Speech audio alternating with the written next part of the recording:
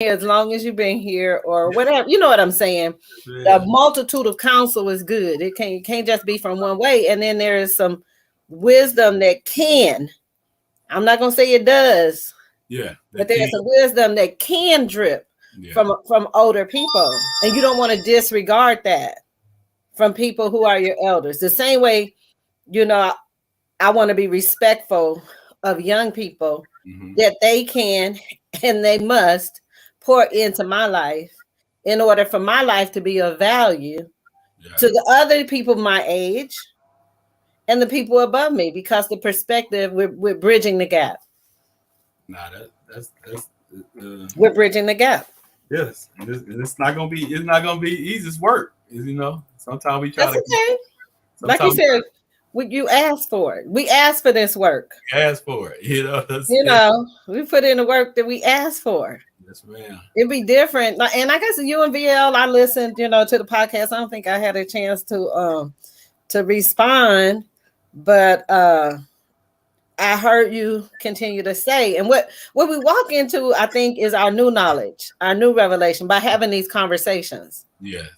So I can go through life and I can have conversations in my head with myself of everything that I'm learning, realize, recognize, and it just dropped in yesterday, today, 5 minutes ago. Yeah. And who does it benefit?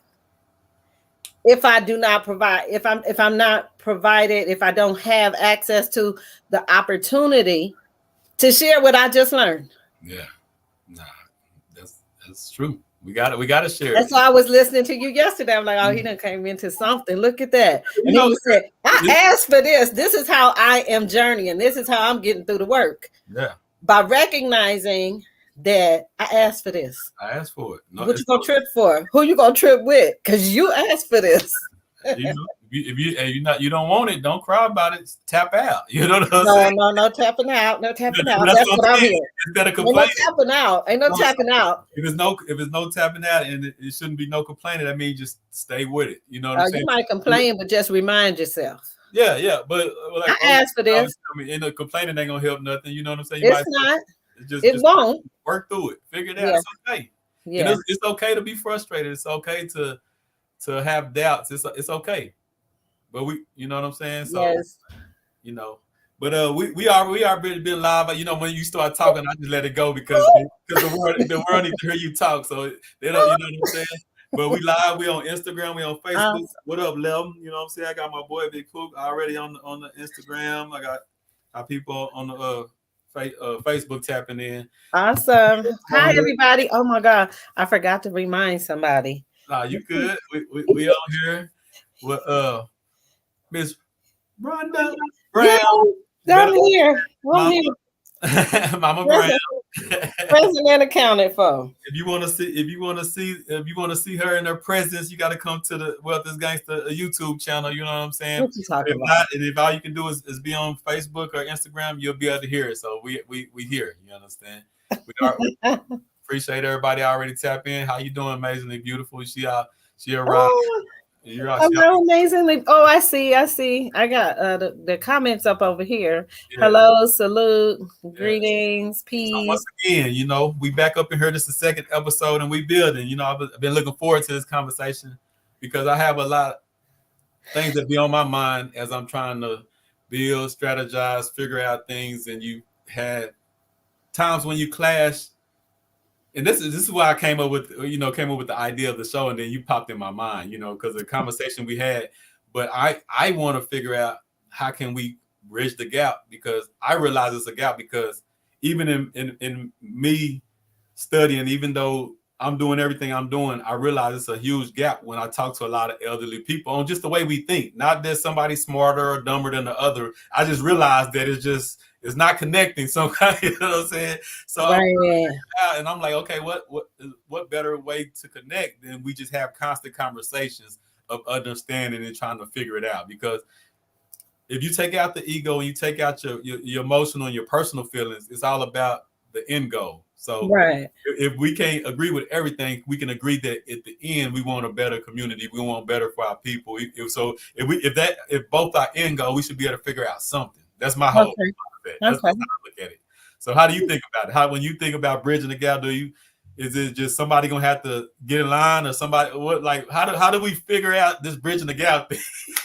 I love that, because you just shared, you just opened the door or the window to say, see, y'all be wanting people to get in line. Yeah, for sure. Okay, and that's the way things have been. Okay, it's definitely, I would say that you have reached into a more liberal period than the one that I came into. You had no choice but to line. It was, what was you talking about? What you said? You don't even have a conversation. What was that?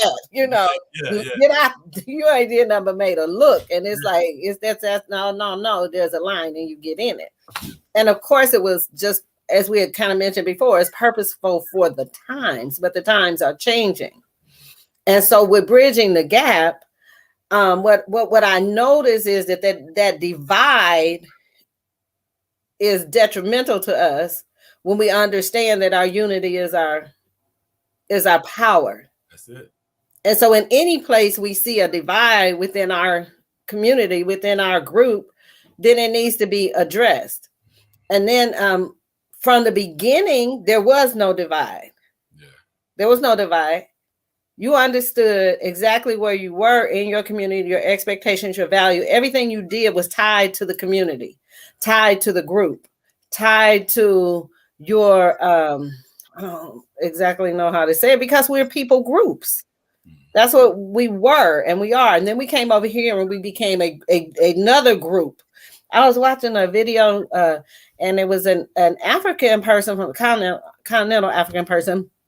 And he was saying that if the African has been over here 300 years, he didn't feel like y'all not African no more. Like, being displaced for 300 years stole from us who we are. It stole from us, yes, but who is to say that what remained does not continue to connect us?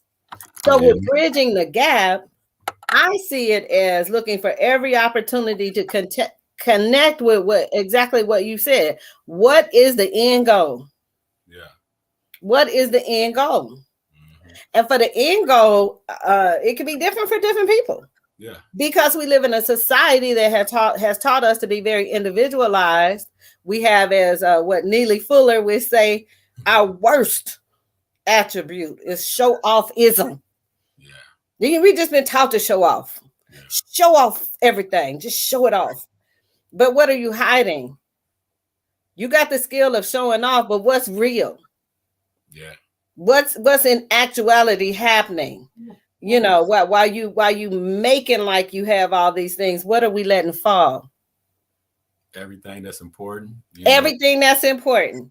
But there was a time, so I keep going back to bridging the gap, because for us to understand, there was a time when we knew and understood what was important. And now we don't understand the value of what's important and the discipline that get in line. Yeah. That discipline that kept it in order. I remember my dad would take us to visit the elders, his aunts, all of my aunties. That was one of the things, bridging the gap. It seems my relationship to my nieces seemed way different than my relationship to them. I had a deep respect, not just respect, but like respect for them. There were lines I didn't cross, not just because of Daddy's discipline, but because there was something that connected us that I never even thought to put a word to. Yeah. Family meant something different. Community meant something different. This is one of my favorite stories to tell. We were driving down the street through the neighborhood, and my dad pulls over. He opens up the glove compartment and he hands my sister a comb. And he pointed out the window and said, "Go comb that boy head." Go comb it. Just right now. Go get that. Go done. Get it. And I'm like, oh, I mean, is that memorable or what? Yeah. But there was a standard. There was an involvement.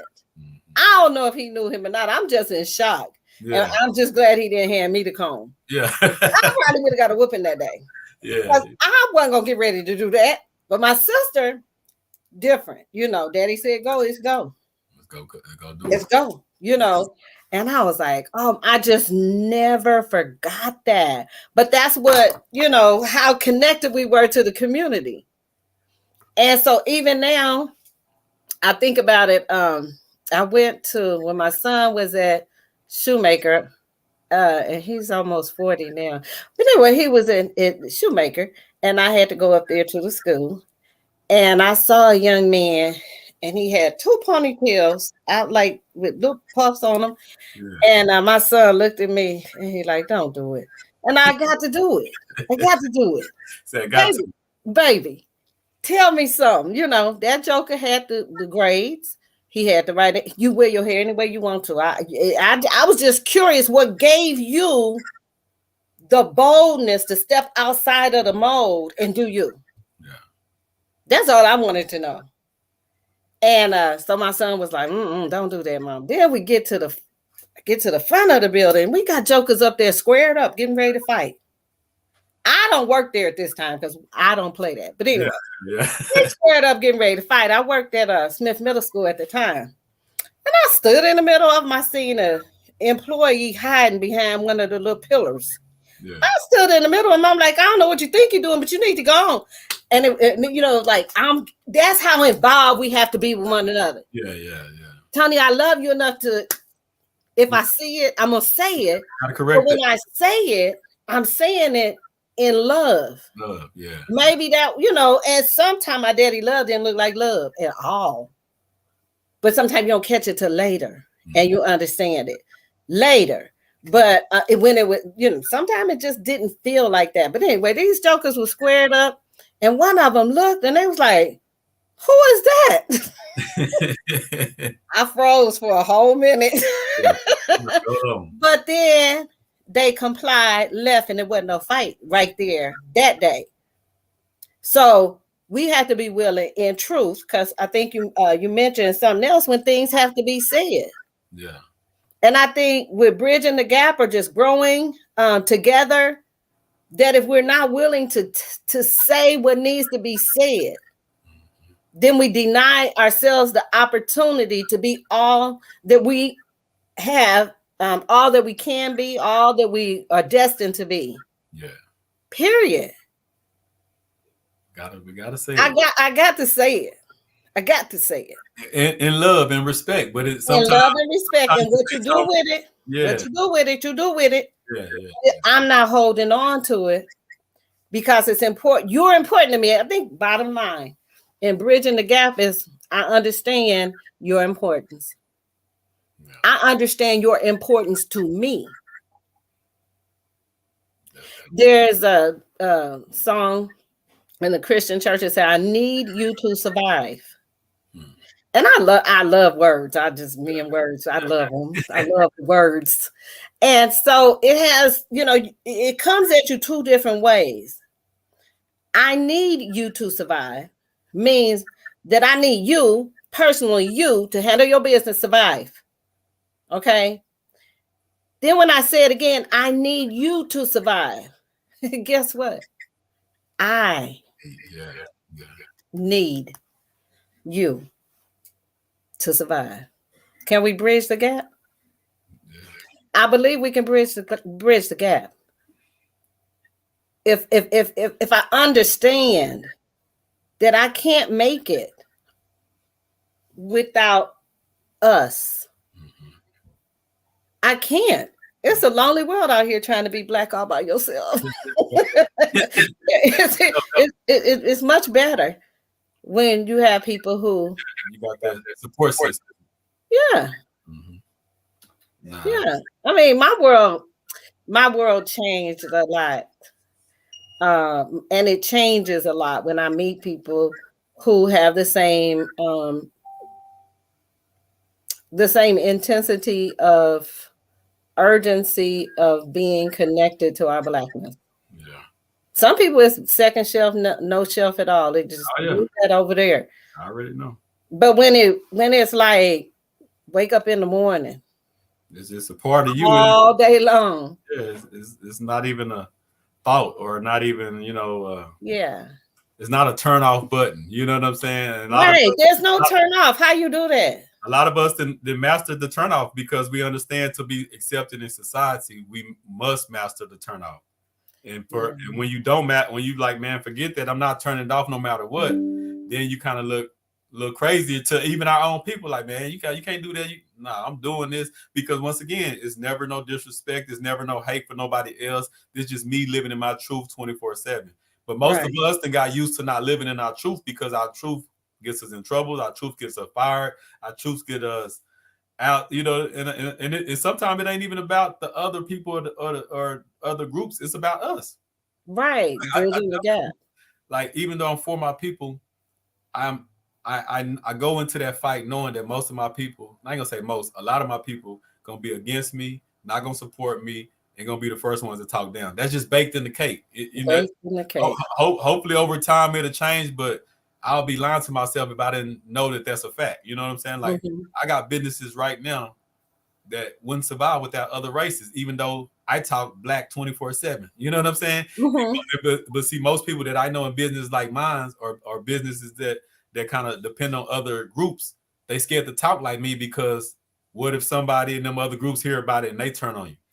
That's just, hey, that's what it is. That's why that's why I need to figure out other ways to be able to survive, because I'm not gonna as long as I'm living in truth, I can live with whatever happens. I can live with the world going against me. I can live with this not working. I can live with that not working. I can live with the outcome as long as I'm grounded in truth. And that's how I roll. Most of us can't do that. We can know that that's true, but we're gonna be like, well, I'm gonna live with this lie because that keeps my bills paid. That keeps me a check coming in.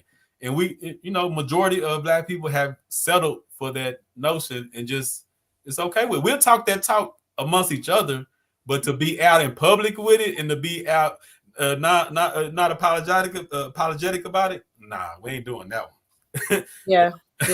we ain't doing that one, and that's sad to me. That's sad because for me, if that's the case, you're not really living to me. You know, I don't know nobody else. A lot of us don't live; we just exist. And that's unfortunate. You know what I'm saying? That's really unfortunate to me. So it's not a lot of change. I mean, you know, well, it is major change. I don't want to say that it's not, but in our progression in this country, we still continue. That's why I say I'm not free until I can wear my hair, my clothes, and everything else just the way I want to, wherever I want to wear them. So there is a level of what you're, you know, exactly what you're saying. And I think that's the importance of us bridging the gap, because if we don't come together, none of us gonna get free. And we got to have some pioneers like you, Tony, who said, I asked for this. I asked for it. So I'm getting ready to handle what I need to handle, because this was given to me to do. That's my calling. Wasn't given to everybody else to do, but this part was given to me. It's only a few that's chosen to do that could really walk in it. You know what I'm saying? Everybody not meant for it, and I get that, because I used to get mad, and you know, when you first one thing when you first start getting knowledgeable about certain things, or you start getting information, you get mad at other people, like, why y'all not doing this? So, and you have to realize everybody is not at, you know what I'm saying? Like, everybody's not in that space. Like 10 years ago, I wasn't at that space. So for me to be there now and to talk down and look down on somebody else, they just not there yet. You know what I'm saying? Like, and I always been about Black-owned businesses and stuff like that. But even in that, I was still lost and still so programmed that, and like I didn't really know what I was up against. And a lot of us don't. Well, I ain't gonna say that. A lot of us do know, and that's why they don't want to fight, because it's hard to talk that talk and to live. Like me right now, I'm unemployable, right? So I have no choice. I can't. If everything failed, I have to figure out another business strategy. My mental, I cannot go. The most hard, and it's not down and on jobs or something, but this, I'm talking about me personally. I'm not talking about nobody else. The most embarrassing thing, not gonna say embarrassing, the most hurtful thing I can ever do in my life at this point is lose everything and go fill out an application. Right. Like, to me, that's scary. That's frightening. You know what I'm saying? Like, I don't care if I lose everything and start a t-shirt company tomorrow. I don't care if I start selling socks tomorrow. I could not go fill out an application that one of these staffing agencies, that's the most frightening thing to me mentally, because I didn't build my mind and I can't do that. Not saying it's a bad thing, because I tell people, you start where you at. You know what I'm saying? You can get a job, then use that job to start building what you're doing. So it's not a job thing. This is where I'm at mentally, because of what I've been through and seen. And you know, we matter of fact, I'm gonna share today. I'm gonna share tomorrow. This black lady, she in her car, frustrated, and I got a book called "Surviving Financial Cancer," right, by Jake Jacobs. And he linked how a lot of most black people that die from heart diseases and all that is stress, and most of that goes back to our financial problems. Right. Most of us work for a company that hates us, a boss that hates us. Most of us want to. You'll work with some people. We want to talk bad to that boss, and so when they come in, hey sir, how you doing? Because we know we can't. Like, we live that life. It's like most of us live a lie just to keep bills paid, and it ain't like you're balling living that lie. You're living a lie just to survive. You know what I'm saying? And that's damaging to your mental over the years. You know what I'm saying? When you see a lot of, like, I remember working at a job, right? And I'm observant. I always been observant. And that's what I'm 40 years old. I had 4 jobs my whole life. You know? And one thing that frightened me at that job is watching an older man, I'm talking about, did everything right. Was, you know what I'm saying? Got the family, took care of the wife. I'm talking about the guy that did everything, quote unquote, right in society eyes, right? Struggling, 60 plus, still could not miss one day of work, still scared to get fired. Still, you know, like, that's terrifying to me. And that's when I started thinking different years back, seeing that. I was like, nah, I can't do that. I can do everything right and still end up hurting like that. That's scary to me. Right. And that's when I'm talking about bridging the gap. That's what the older people got to realize. The young people don't want, when you tell them just go to school and go do that, we're terrified at the income, because we're seeing all our elderlies, how most of them end up. So you can't tell us to keep doing the same thing. If that person is, if a person jump off the bridge and die or break their neck or something, you can't tell the next generation to keep doing it. It's gonna be okay, because we've seen the outcome of what happened to you when you jumped off the bridge. So even if you did it, I have a story of a guy. He's a millionaire now. His dad worked hard. His dad was that person I'm talking about, worked hard. But at least I respect his dad so much, because his dad was like, "You're never gonna work this hard. I'm gonna make sure that you own a business." He, like, even though his dad never owned a business, his dad instilled in him what you're not gonna be that you see me doing.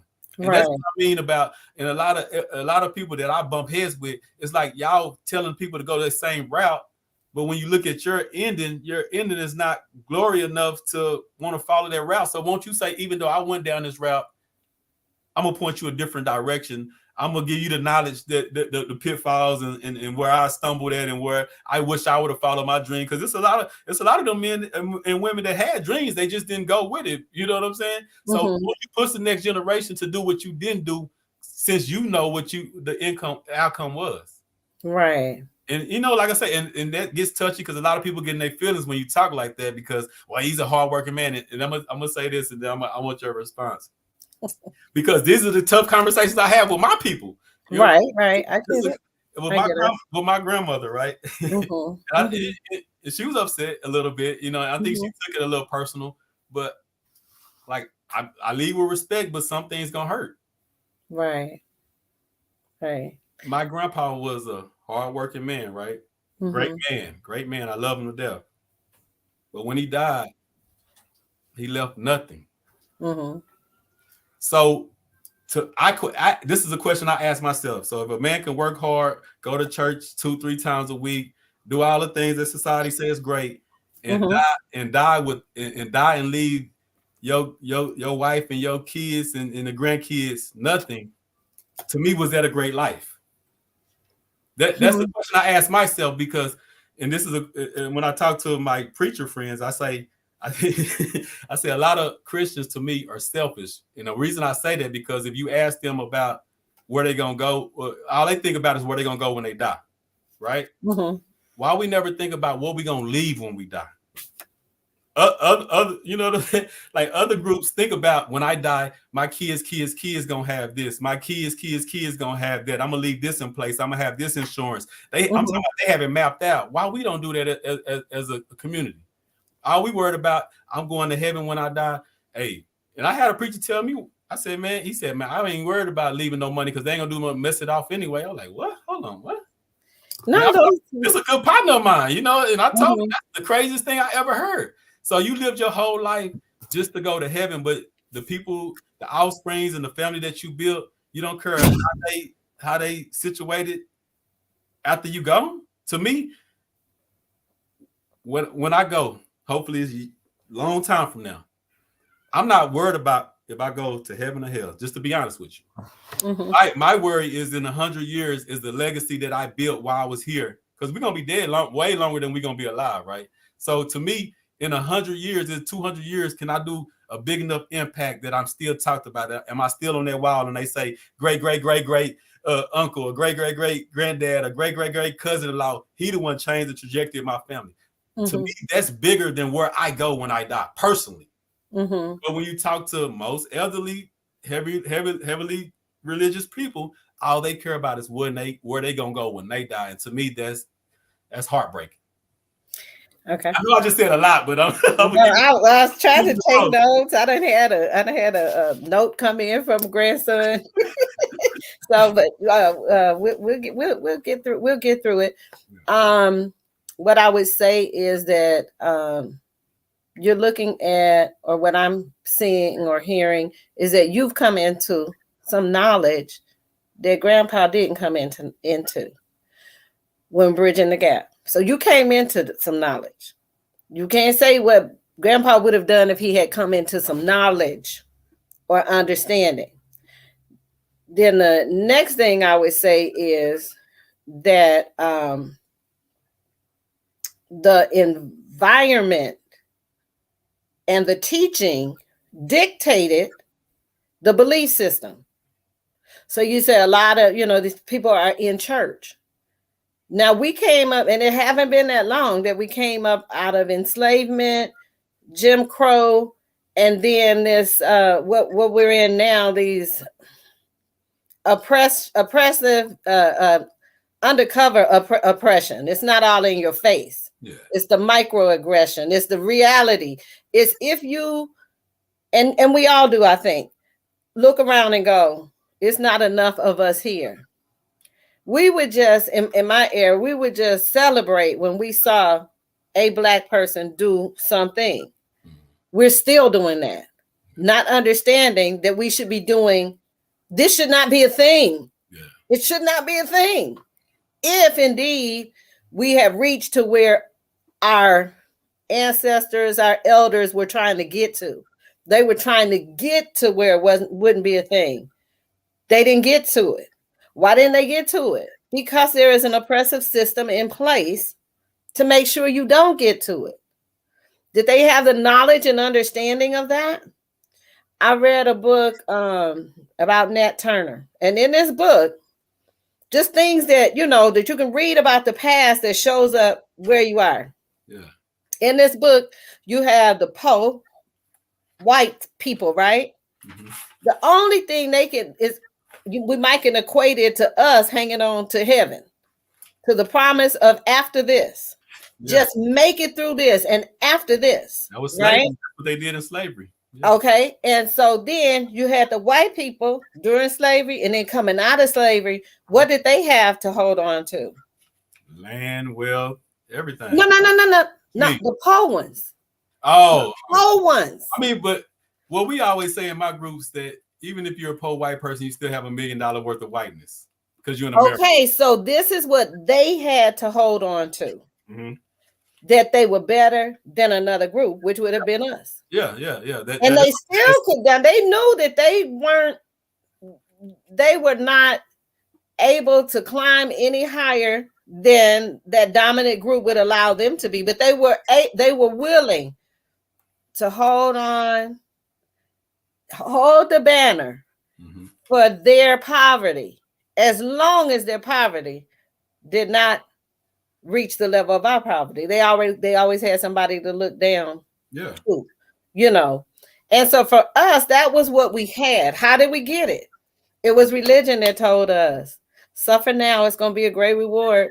This is what they experience. This was what they had. Many of them, but not all of them, because if it was all of them, then we wouldn't be able to sit here and have this conversation we're having. We had the Malcolms, we had the Martins, and I posted that today. I said churches be full on MLK Day, but do everybody realize that most black churches and preachers was against Malcolm? I mean, against Martin during in real life times. A lot of those churches was not riding with him. They were saying he was crazy. He was causing upstairs because and that's what I wanted to check on when you was like, most of us a lot of us wanted to stay in the system. Still to this day, it's a lot of us that it's okay with the status quo of the system. Quit being a rowdy black person. You need to calm down. Leave that person alone. Don't be stirring up stuff. I hear this stuff all the time now. I got it, but let me tell you this.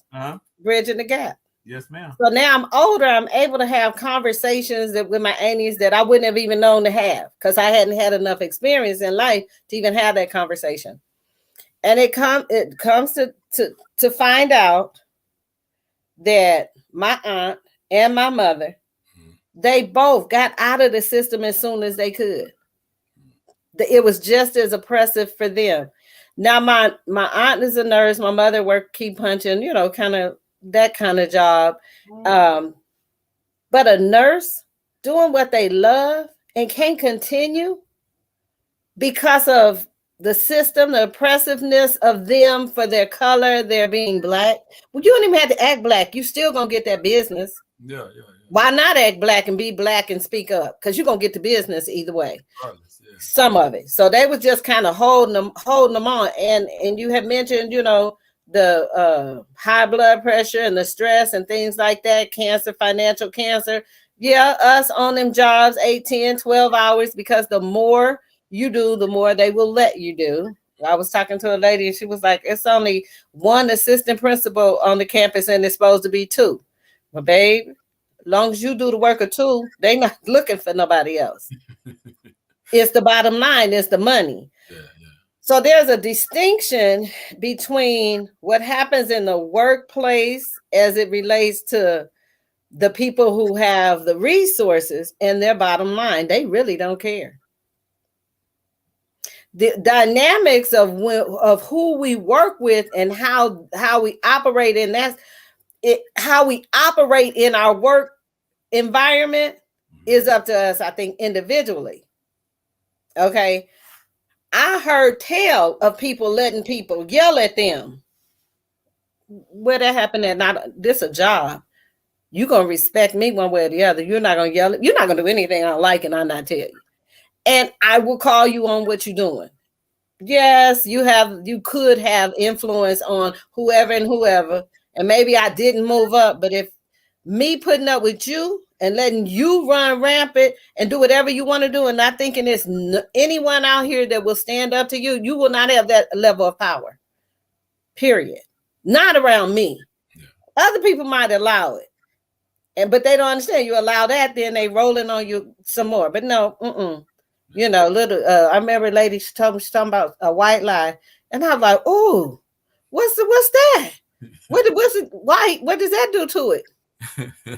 But you're not supposed to have them conversations with white folks, right? Yeah. Then next thing you know, you ain't moving up. You ain't moving up nowhere. Yeah. Little lady flipped the paper over at the desk and me. What is you doing? Don't you ever do that again. But I'm not that one. But see, you got a different spirit. Most of us ain't got that spirit, But ain't nobody, and nobody's yelling at me. But, I mean, I was at Walmart maybe about 3-4 months ago, and it was the black lady, self-checkout, but it's always one person standing there, and there was a black young girl, and there was an old white man, and he was like, "Hey, girl, come here." Mm-hmm. I turned around. He like, "Hey, girl, come here." Mm-hmm. And I was gonna say something to him. I'm like, she just looked at me. She like, leave it alone because I need my job. Uh-huh. To me, that's crushing. Mm-hmm. Because he disrespecting you. He doing it on purpose. Yeah.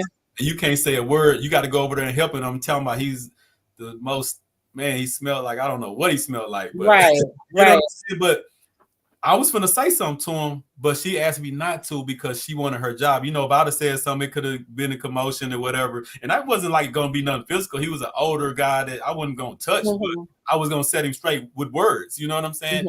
But she asked me not to, and so out of respect, you did not. And I didn't because you know, I don't need no job, but I'm not going to ruin your job because I'm trying to stand up for you. That's like me trying to fight for somebody that don't want to fight for themselves. I'm not going to do that. Like, if I see somebody getting picked on and you scared and running, I'm not going to like put my life on the line. But if you there fighting, you go. Yeah, you know, you go. I'm gonna get in there with you. But that's how millions of Black people wake up every day. And I'm gonna share a video that this Black woman, and she was just in there crying. She said she got fired. She said they gave her a raise 2 weeks ago, but really they gave her a raise so to usher in the next person. But she said I'm tired of being the token Black person, this and that. And I'm never gonna work. But that story is millions of us. But my question to you is, where did we lose the building up? I know I want your perspective because I know my perspective. Okay. But back in the days, right? When we had the Negro League basketball and football league, when we had all our own bakeries, we had all our own stores, we had all our own everything, right? And we gave that away for a job. We Jackie Robinson is celebrated to this day because he was the first Black person that was led in the baseball league. But that was the start of us losing our ownership of our own league. Like if we still own the Negro League right now, that would be $1 billion business just like the NFL is. But we celebrate a player getting a big contract, but if he can't kneel or that white man fire him tomorrow, no matter how good he is, like Colin Kaepernick. You know what I'm saying? So we don't understand, and that's why I hate the term good job. I understand getting a better job or a better opportunity. I get that. But the term good job, it bothers me because we throwing away our ownership. As long as we throw away our ownership, we're going to always have these conversations. And I'm trying to get to a point where I listen to a lot of Malcolm. I listened to him last night. I swear what he said back then is like he alive right now. Oh, yes. If you have the book, The Speeches of Malcolm X. I don't have it, but I read it. Yeah. I'm just saying. Yeah, everything he said then is still those are the speeches for right now. So when you was talking about Marcus Garvey's speeches for right now. We have came a long way. For right now. How far have we really came? Like, do you know, fresh out of slavery, ancestors were starting colleges, had we own what 1% of land back then, and we still own 1% now. We got more millionaires, we got billionaires, we got entertainers, we got all these rich Black people running around, right? But we still own the same amount of land that we did fresh out of slavery. What does that tell you? We taking these good jobs, but we're not owning them. We don't distribute. We don't produce nothing. Like Dr. Claude say, Black folks don't produce nothing but sweat. You know what I'm saying? That was deep. That was deep. But that was deep. But Dr. Claude Anderson is deep. Yeah, but he don't care how you feel. I love him because he gonna tell you the truth, and he don't care how you feel about it. You know? He was, and he had to because he worked in them government positions, right? But he was the Tony of his time. So he had to, and it's still here to see it. Yeah. And it's I can imagine how he sees some rays of hope a little bit, but of course he wants for more. That's the same thing that we have in us. Mm-hmm. There are some rays of hope. But you asked, how did we trade it? We didn't know what we were trading. We would have never done it. Dr. King said, I fear I have led them into a burden building. Right. You don't know what you don't know till you know it. So once you come to understand it, now that we understand it, now we should understand what it meant for us to give up our Negro League, to give up our institutions, our schools, just for, and they gave us, when it comes to education. They had the best books, the best schools. They left us with the least and the littlest. But we didn't know we were taking little and making more. Yeah. Okay. We didn't know what integration would do to us as a people, or we would have said no. Yeah. So what we have to do is constantly identify, where are we now? How did we get here? And where we're moving to? So gratefully, I am grateful that you see the vision. You have a vision for us to move forward. And you have it based on what? You've been messing around with the elders and the ancestors, with Malcolm and and with Malcolm and Martin and yeah, and Marcus. I don't know all them M's, but the T's in there too. You got somebody with somebody with T. But anyway, but that's what it is. It's putting the perspective. How did it start? Where are we now? What is it going to take for us to go back to that? We have to build we have to unify, number one, and we have to build back the things that we once had. And so let's say we have people like yourself, and you go and you amass a large amount of money, and you start the Negro League that you said what happened to. Oh yeah, we into that. We are conditioned. We got it in the books. We got it in the books. We got it in the books. Yeah, right. And we're conditioned for entertainment. So that's a good field. Yeah. We already conditioned for that. But I think what you're trying to do is remove the conditioning of good job with what true education is. So me and my cousin, we had a conversation about my dad. So I came to the understanding that my dad was so successful, and it was because he had a 6th grade education.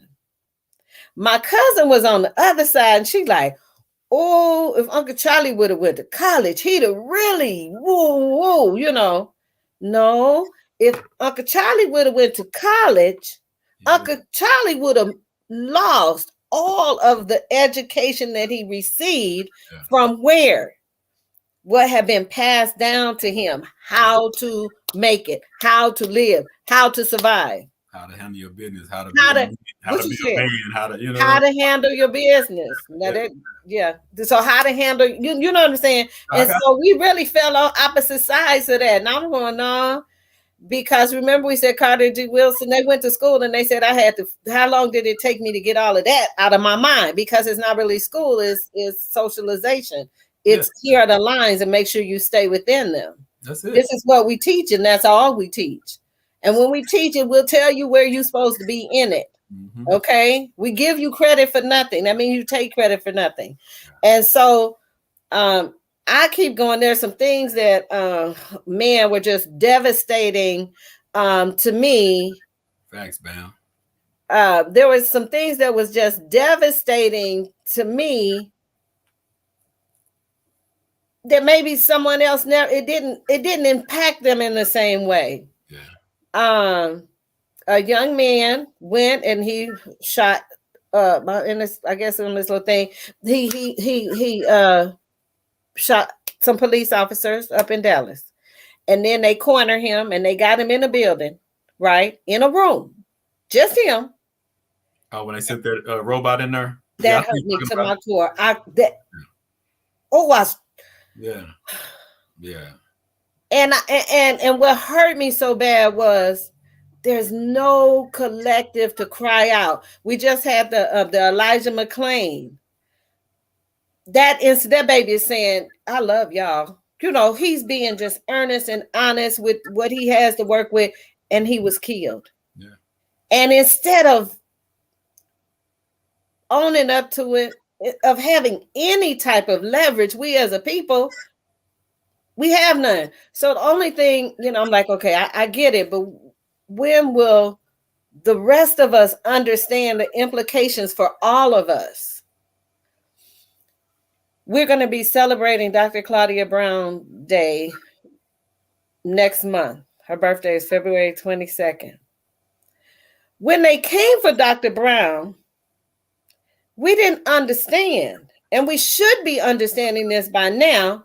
But if we have a gap in our communication, a gap in our understanding, a gap in our willingness to hear and see and understand that there are several views to different things. She was an elected official that the moment she got that position, opposition was at her door. Oh yeah, for sure. We coming for you. Mm-hmm. They came for her.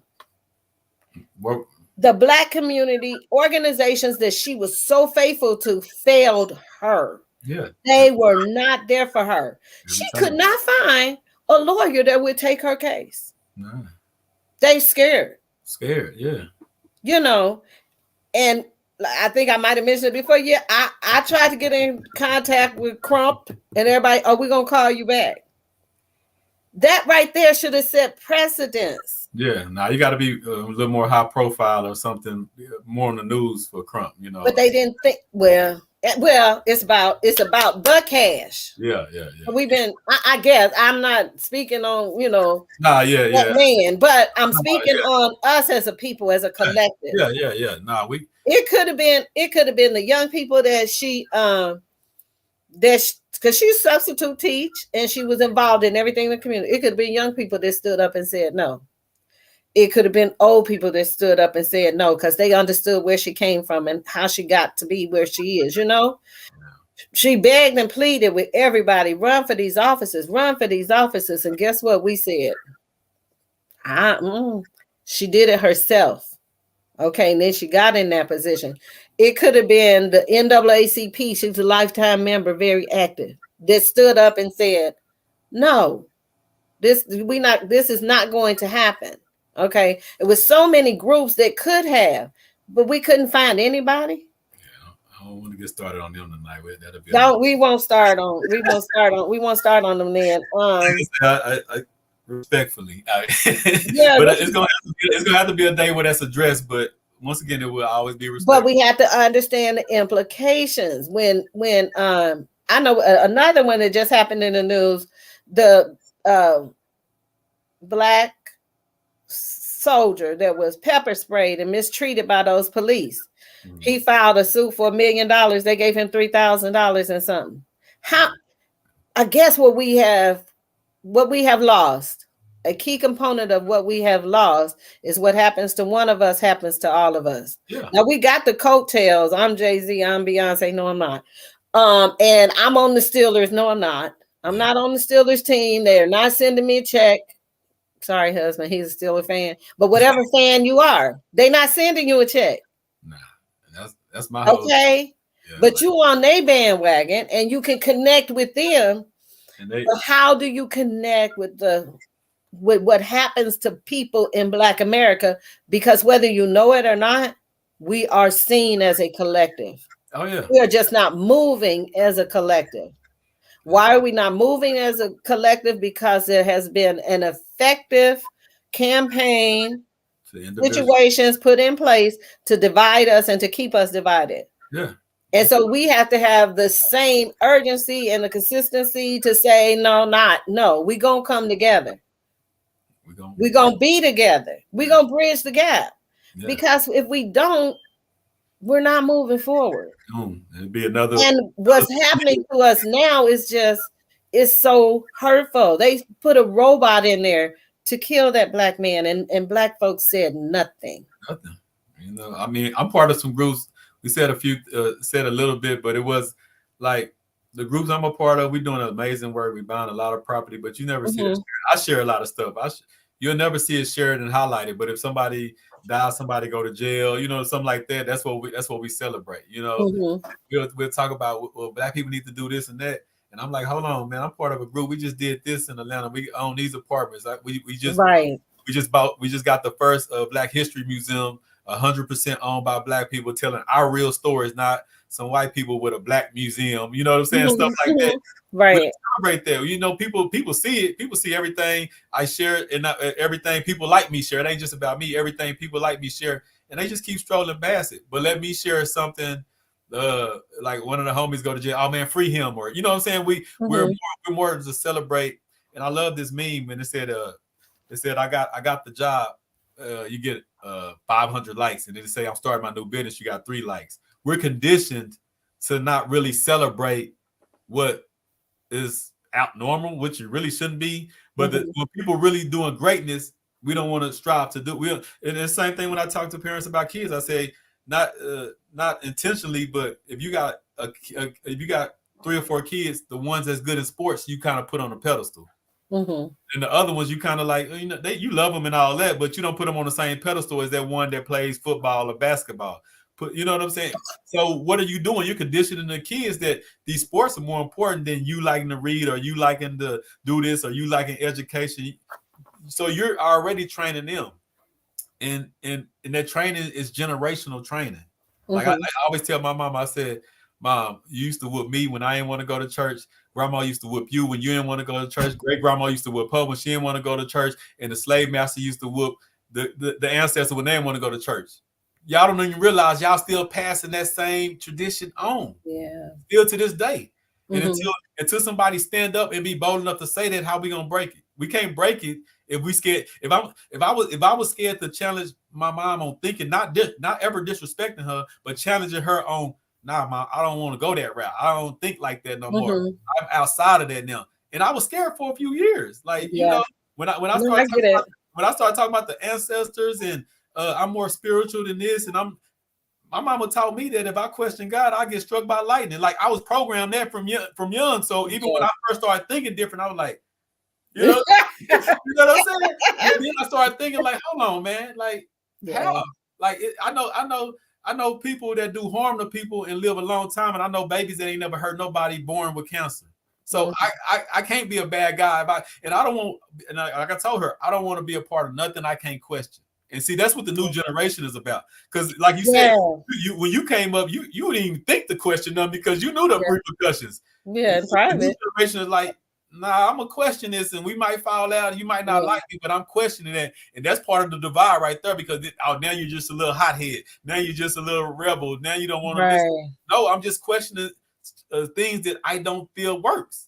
You know what I'm saying? And looking at your life, it doesn't work. So how you know what I'm saying? And I like what Bam said, because this is what I was talking about. Fresh out of slavery, we had about the same amount of land ownership, and we had schools and we had all that because they didn't have no other option. See, now we got an option. Now instead of building a Negro League, I'd rather work for them, because it's easy. When I did the episode, the easier route. When I built the episode on building a nation, people were like, man, you do a lot. You doing too much. You doing that. I said, y'all didn't tell me that when I was working a double or something. See, the person that worked a double breaking his back at work, he's applauded as a good man. But the person that want to start his own business and work 10, 12, 14 hours a day, that person is crazy. But if I work 14 hours a day for a job, I'm a great man. Now you're doing something good. That's just that mindset. You know what I'm saying? That got us backwards. Because I've literally been told I worked too hard. But when I was working 12-hour shifts that I hated on concrete with my knees hurting, then I was a good man then. That's weird to me. You know what I'm saying? That is super weird to me. You know what I'm saying? So and that's why I like to challenge the way we think. Not going at nobody, but I want to know why we think like that and why we can't change it. I mean, I know it's a lot of work. I know it's a lot of work, you know, like to build a nation, we got to know sewage lines. We got to know how piping, we got to know all that. I don't want to do that. I just want to go clock in, pay my bills and live in a house somewhere. You know what I'm saying? I don't have to own nothing. I can die without nothing, but I was a great man because I kept a roof over your head. No, if you have kids, I'm not patting nobody on the back for putting a roof over their kid's head when you lay down to have them. That's you supposed to do that. Like, you know what I'm saying? Like, what? That's not a salute. The salute is I brought them into the world, and at 18, they walk into hundreds of thousands in stocks of this, or they walk into real estate, or I set them up so my kid ain't got to be at 16 getting a job at McDonald's. I got a business that I started, and now they can take over that like other groups do. You know what I'm saying? We're taught to live this way, and when we die, we go to heaven, and everybody else having heaven while they're alive. You know what I'm saying? Yeah. And the only thing, like I want to comment on what Bam said. We have to get to the place of no options. Yeah. And the options are being taken away. They're being taken away. And so when we get, I hate that it has to be that way. And I keep saying, well, how much more can happen to us and us not be motivated to do the things we need to do? Yeah. But then at the same time, people are doing what they can in the realm of their understanding, in their worldview, from their experiences. And so unless they have something that comes and crashes into the what they currently know that allows them to see something more or something different, they are moving in all they know. That's all I know. That 12-hour and that attaboy. That's what I know. The other thing when you were saying, or I want to interject that right now there are people who think like you, young men who think like you. I know at least 3 that do not want to engage the work world in that way. And filling out an application must be the last thing that they want to do. But guess what? They're not equipped to do anything else. So what does that equipped? They haven't been shown, because they're equipped with it. I deal with people every day. They're equipped with it. They just don't know how to use what they're. Yeah, they haven't connected the dots on. Oh, okay. Like first thing I do when I talk to youth, what you like to do? Mm-hmm. Woo, woo, woo. I like to play games. I like to do this. Okay, well, let me show you. Like, I don't care who you are. If you tell me what you like or tell me what you into, instantly, I got a way where we can get it. So it's not that they're not equipped with it. It's just what it's going to take to get there, they don't want to do. That could be. But they don't want to do they don't want to do the other either. You know, they see the things that you're saying. I believe they said in their minds as well. Mm-hmm. I can't do that no more. I can't go back to that. I'm not even starting that. Yeah. And then we just gotta. I love these conversations. You know what I'm saying? Yeah. We gonna build, because that mindset. That's why I love the Mindset Mondays. I'm gonna have to connect some of what we talk about on Mindset Mondays. It does connect. It really does. It starts with the mind. I don't. Mm-hmm. It all does, and like my curriculum that I'm working on right now, Fast Food to Wealth. Like, you could be at a fast food job, and I promise you can get there. You can get if you know it. Just by changing your mind, just by changing your mindset. Not even about, I don't care if you flat broke with and you owe your bank right now. If you start changing the way you think, you're already on your way to real wealth. You know what I'm saying? And that's what we don't get. We always talk about, I need more money, I need more this, I need that. No, you need to change the way you think, because I don't care how much money you make. If you bad with money, you're gonna be. If you bad with $1,000, you're gonna be bad with $1 million. Yeah, you know what I'm saying. And all the way through. You know, you're just gonna be worse. They always say the more money you got, it brings out the real person in you. So whatever you are broke, if you get more money, you're gonna be that more of that. Yeah, you're gonna be more of that. So it's not always about money. It is about money because we're in a capitalistic world, but if your mindset is still poor and your spending habits is poor, and the way you think about money, you think about everything is poor, you're going to end up poor. That's why what 60% of people that that win the lottery end up broke, because most of those people are poor mindset people that happen to just hit it big. Right. And they end up right back broke, you know? Mm-hmm. Yeah. That's truth. That's just what it is. Mindset, you know. So we gonna we wound it down on an hour, you know. So I want to give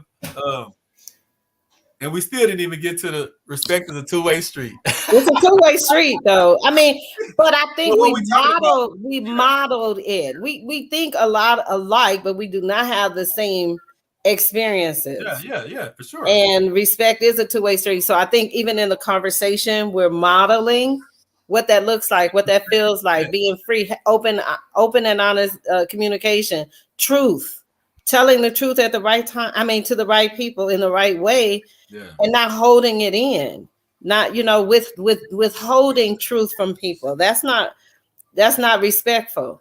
If you would let me just run off into the burning building, then And I think one thing we need to do is, because I did this personally, we have to be okay with hearing information that we're uncomfortable with. Yes. And if it's true, dealing with that. Because sometimes we can tell somebody the truth and they know it's true, but it goes against what they were born being taught, so they still rebel against it. And to me, that's a losing strategy. I think so different than I used to, and a lot of that stuff was mind blowing. It was heartbreaking. It was all kind of things. But I learned to be okay with truth, even if it's uncomfortable. A lot of people are not comfortable with truth unless it fits what they already been told or what they already think. And right. I think that's a huge problem in our community, because you could tell somebody the God honest truth and they'll be like, yeah, but I was born this way and I don't care what you say, I'm staying like that. That's not productive. That's not going to get us nowhere. You know what I'm saying? It's reality. They telling you their truth. Yeah. They lied to you. They have not lied to you. They telling you their truth. And they'll stand in that truth until they move. We might not be the one to move it. No. I'm gonna get away. But it can be moved. So away from you anyway. I'm getting away. Yeah. So you say it's definitely not gonna be me, and it's not gonna be you. It's not. And there's some people that I will not reach and connect with, but in disconnecting with them, we give them that opportunity to come to the knowledge of, like, well, wait a minute, I noticed these people, they don't mess with me at all. But they feel all the way back, all the way, right? And then they'll begin to notice these things in my life are not bringing me any peace, joy, happiness, the things that everybody seeks. Unless we began to hate ourselves so terribly that we don't even believe that we deserve peace, joy, happiness, honesty. And see, for me, I want somebody to tell me. Because I know that I'm not perfect. But who would love me enough to tell me the truth? Who would love me enough to say, Rhonda, you know, girl, stop. Stop it. I don't care. That ain't right. You do this right here. Pull you back in. Yeah. And that's what respect is, a two-way street. Yes, it is. Well, this was another great episode. We hit an hour mark. Do you have any last thoughts for tonight before we end it up? What up, Instagram? Thanks to everybody. I just want to on YouTube say that please continue the journey with us at Bridging the Gap, wherever the gaps are. There's so many. Begin to see the power in bridging the gap, that we are worthy. You are worthy, and whoever it is that and whatever group, whatever organization, whatever concept that you're like, I can't, I just won't. If it's for you to do, you're gonna have to do it the way it needs to be done, in a respectful way, and move forward. But come to grips with, deal with that, so that you can move forward in a respectful way. Don't fall out. Don't put the bad mouth on people. That's called black on black crime. And sometimes you can tell the truth. And it's the truth, but it's where it's coming from. Respectfully, this person is hurting us in our community. Respectfully. This action hurts us, babies. When you're out there and you're using guns and you're doing that, hurts us as a community. I have to be able to honestly say that. I can't smile at you and say, "Oh, you doing good. I like the way you hold that gun." You just sit your foot down and go get some education. Get in them books. Get up in there. Get in here. Sit down. Let me let you know what a real warrior does. It was so cute and I'm gonna stop talking. But when the babies would come to the office and they done got into a little altercation, or they having, I said, I tell you what you can fight. You can fight ignorance. Mm-hmm. You get to fight that, but you better not fight nobody look like you. You better not. But you can fight ignorance. You can fight that all day long. Get your butt and learn something. So respectfully, let us continue to walk together and seek to bridge the gap. Help us continue to come with us and share here, so that we can bridge the gap together. Because I'm just me and Tony just Tony, but we are we. All of us together. Let's build this bridge. Let's build this bridge. Let's bridge the gap and move our people forward. Yes. That's the word. And we started, like I say, we started with the conversation and we just let it grow. I can imagine where we'd be in a month or two off this kind of conversation, building and coming up with solutions and different little things. Mm-hmm. So I appreciate you once again. Yes, you as well. Tell the hubby, thank you for letting me get an hour of your time. You know what I'm saying? Okay, I will certainly do that. I appreciate you, and I'll be talking to you later on this week. Thanks for another fire conversation. And, I'm grateful to just be here. to have the opportunity to share. Thank you, Tony. Thanks for everybody that tuned in and everybody. Yes, thank you, everybody. Make sure y'all share, subscribe, and everything, and we're gonna just keep building, man. So, and we another episode of Bridging the Gap, and we out. See y'all next Tuesday at 8:00. Awesome. Next Tuesday. Bye, y'all. Oh, he had to hit the button.